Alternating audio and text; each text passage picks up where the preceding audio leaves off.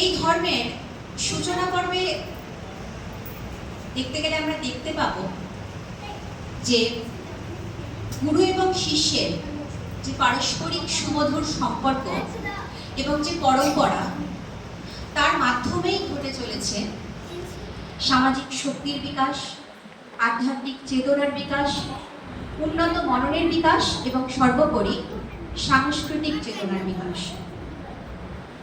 সারা বছর ধরে সংস্কার ভারতী বেশ কিছু কার্যক্রম পালন করে থাকে। আজ গুরু পূর্ণিমা।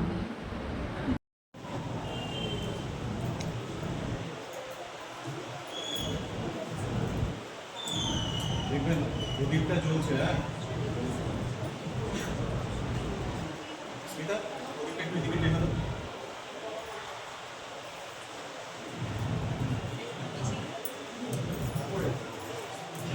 সবাইকে বলতে হবে এদিকে লাইন করে দাঁড়াও।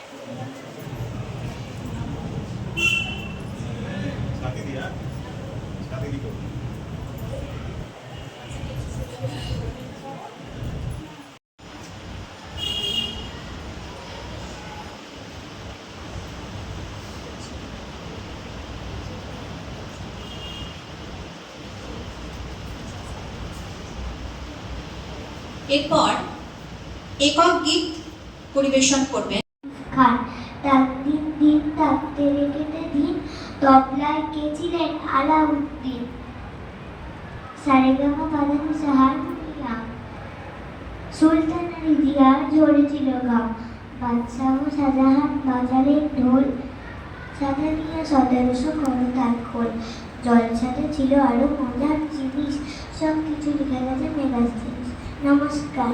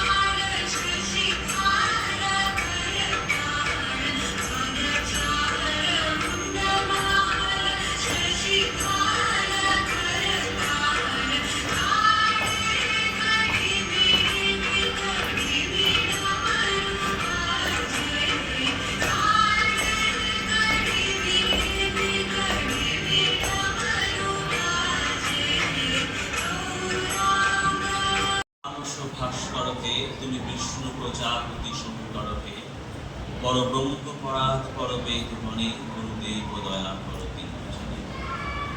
শুধু সদস্যবৃন্দ, আজকের এই পূর্ণ লগ্নে এই মহৎ অনুষ্ঠানে যারা এসেছে তাদের সকলকে আমি আন্তরিক শ্রদ্ধা, শুভেচ্ছা, প্রণাম জানাচ্ছি। আজকে গুরু পূর্ণিমা। আপনারা সকলেই জানেন যে আষাঢ় মাসের যে পূর্ণিমা তিথি, লোককথা অনুসারে মহাভারত রচয়িতা শ্রী কৃষ্ণদ্বৈপায়ন বেদব্যাস আজকের তিথিতে জন্মগ্রহণ করেছিলেন। সেই হিসাবে এটিকে ব্যাস পূর্ণিমাও বলা হয়। পরাশর মুনির পুত্র ব্যাসদেব শুধুমাত্র মহাভারত রচনা করেছিলেন এটা বলা ভুল হবে। আগে আপনারা সকলেই জানেন যে আমাদের যে 4টি বেদ আছে সেটি এভাবে ছিল না। বেদের সমস্ত শ্লোক বা মন্ত্রগুলো বিভিন্ন বিচ্ছিন্ন অবস্থায় পাঠ করা হতো। মহর্ষি বেদব্যাস এই সমস্ত শ্লোকগুলোকে একত্রিত করে তাদের গুণ এবং রীতি বিচার করে সংকলিত করেন। ইংরেজিতে একটি কথা আছে কম্পাইলার, বাংলাতে সংকলন, অর্থাৎ তিনি কম্পাইল করেন বা সংকলন করেন। বেদব্যাস এই বেদকে 4টি ভাগে সংকলিত করেছিলেন, তাই তার নাম দেওয়া হয় বেদব্যাস। বাংলা ব্যাস আমরা অঙ্কের ক্লাসে পড়েছি যে ডায়ামিটার, যা একটি বৃত্তকে ভাগ করে। অর্থাৎ যে ব্যক্তি বেদকে বিভক্ত করেছেন 4টি ভাগে তিনি হলেন বেদব্যাস। এটি একটি উপাধি।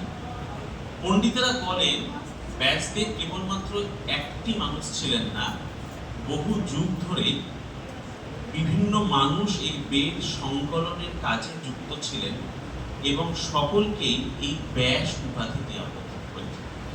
কোনটা সত্যি কোনটা মিথ্যা সেই তর্কে আমি যাচ্ছি না, কিন্তু এটি অনস্বীকার্য যে আজকে সেই মানুষটি যদি এই কাজটি না করতেন তাহলে হয়তো আমাদের সংস্কৃতি এবং শাস্ত্রের যে জ্ঞানের আধার তা কিন্তু অনেকাংশেই হয়তো পূর্ণ।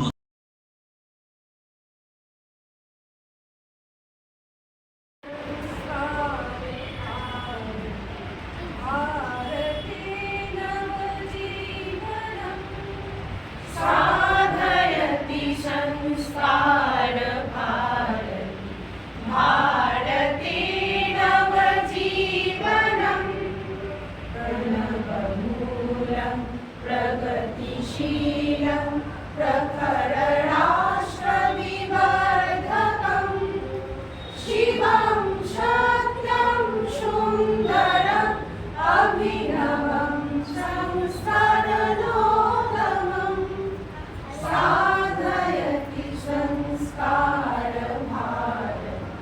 भारते नवजीवनम् मधुरमञ्जुलरागभरितं हृदयतन्त्रीमन्त्रितं वादयति सङ्गीतकं वसुधैकभावनपोषकं साधयति संस्कारभार भारते नवजीवनम् ललितरसमयरासलीला चन्द्रताण्डवगमकहेला कलितजीवननाटवेद कान्तिकथाप्रमोदं साधयति संस्कारभार भारते नवजीवनम् षष्टिकलान्वितं परमेष्टिना परिवर्तितं विश्वचक्रभ्रमणरूपं शाश्वतं श्रुतिसम्मतं साधयति संस्कारभार भारते नवजीवनम् दत्तविलेखमखिलं शब्दवर्णसमीकृतं प्लावयति रससिन्धुना प्रतिबिम्बमानसनन्दनं साधयति संस्कारभार भारते नवजीवनं भारते नवजीवनं भारते नवजीवनम्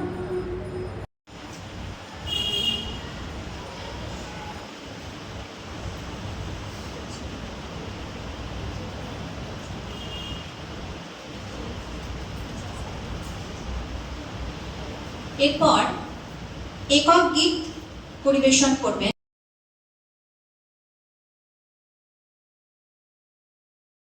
খান। তার দিন দিন থাকতে রেখেতে দিন তবলায় কে ছিলেন? আলাউদ্দিন। সারেগামা বাজানো হারমোনিয়াম, সুলতানের ইতিহাস ঝরেছিল ঘাম, বাদশাহ শাহজাহান বাজারের ঢোল, সাথে নিয়ে 1700 করতাল খোল। জলসাতে ছিল আরো মজার জিনিস, সব কিছু লেখা গেছে মেগাজিনিস। নমস্কার।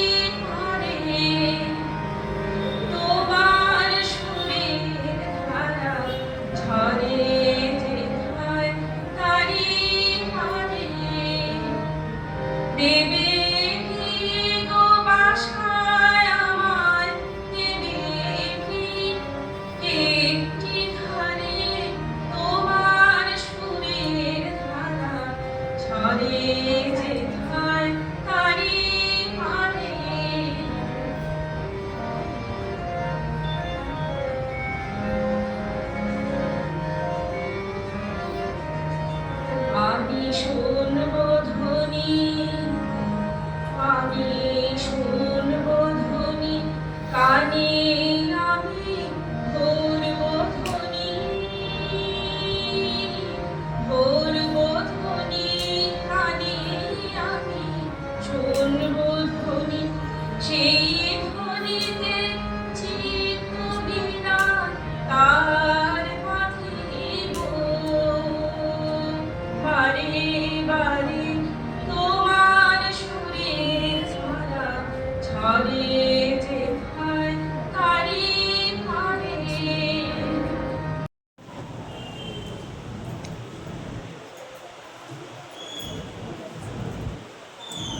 দেখবেন প্রদীপটা জ্বলছে। হ্যাঁ স্মিতা, প্রদীপটা একটু এদিকে টেনে দাও।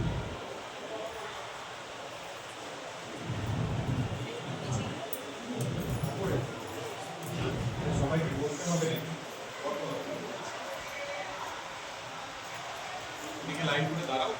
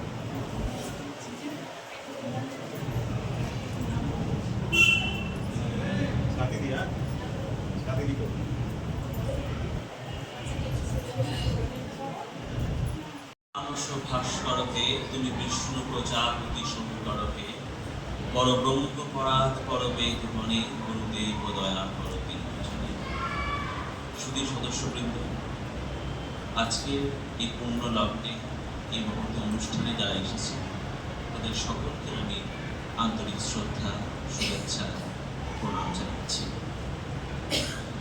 আজকে গুরু পূর্ণিমা। আপনারা সকলেই জানেন যে আষাঢ় মাসের যে পূর্ণিমা তিথি, লোককথা অনুসারে মহাভারত রচয়িতা শ্রী কৃষ্ণদ্বৈপায়ন বেদব্যাস আজকের তিথিতে জন্মগ্রহণ করেছিলেন। সেই হিসাবে এটিকে ব্যাস পূর্ণিমাও বলা হয়। পরাশর মুনির পুত্র ব্যাসদেব শুধুমাত্র মহাভারত রচনা করেছিলেন এটা বলা ভুল হবে। আগে আপনারা সকলেই জানেন যে আমাদের যে 4টি বেদ আছে সেটি এভাবে ছিল না। বেদের সমস্ত শ্লোক বা মন্ত্রগুলো বিভিন্ন বিচ্ছিন্ন অবস্থায় পাঠ করা হতো।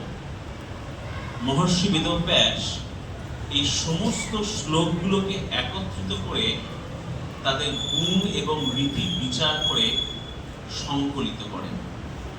ইংরেজিতে একটি কথা আছে কম্পাইলার, বাংলাতে সংকলন, অর্থাৎ তিনি কম্পাইল করেন বা সংকলন করেন। বেদব্যাস এই বেদকে 4টি ভাগে সংকলিত করেছিলেন, তাই তার নাম দেওয়া হয় বেদব্যাস। বাংলা ব্যাস আমরা অঙ্কের ক্লাসে পড়েছি যে ডায়ামিটার, যা একটি বৃত্তকে ভাগ করে। অর্থাৎ যে ব্যক্তি বেদকে বিভক্ত করেছেন 4টি ভাগে তিনি হলেন বেদব্যাস। এটি একটি উপাধি। পণ্ডিতেরা বলেন ব্যাসদেব কেবলমাত্র একটি মানুষ ছিলেন না, বহু যুগ ধরে বিভিন্ন মানুষ এই বেদ সংকলনের কাজে যুক্ত ছিলেন এবং সকলকেই এই ব্যাস উপাধি দেওয়া হয়েছে। কোনটা সত্যি কোনটা মিথ্যা সেই তর্কে আমি যাচ্ছি না, কিন্তু এটি অনস্বীকার্য যে আজকে সেই মানুষটি যদি এই কাজটি না করতেন তাহলে হয়তো আমাদের সংস্কৃতি এবং শাস্ত্রের যে জ্ঞানের আধার তা কিন্তু অনেকাংশেই হয়তো পূর্ণ